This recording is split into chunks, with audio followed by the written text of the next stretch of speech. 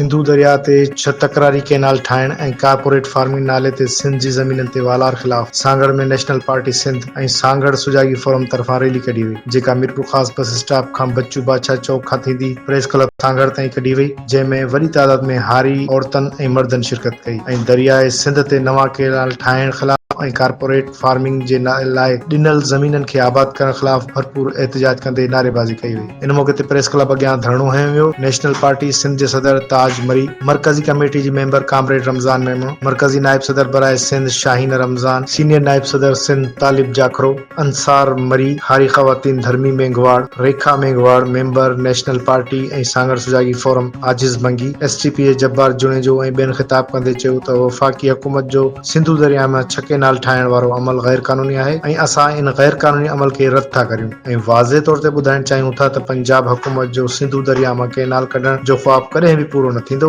असां सिंधु दरिया मां केनाल हरगिज़ ठाहिण न ॾींदासूं, चाहे असांखे पंहिंजी जानियुनि जो नज़रानो छो न ॾियणो पए। असां हिकु भेरो ॿीहर ॿुधाईंदा हलूं त सांगड़ में नवां केनाल अॾण ख़िलाफ़ नेशनल पार्टी सिंध ऐं सांगड़ सुजागी फोरम तरफ़ां रैली कढी वई आहे ऐं प्रेस क्लब अॻियां धरणो हंयो वियो आहे।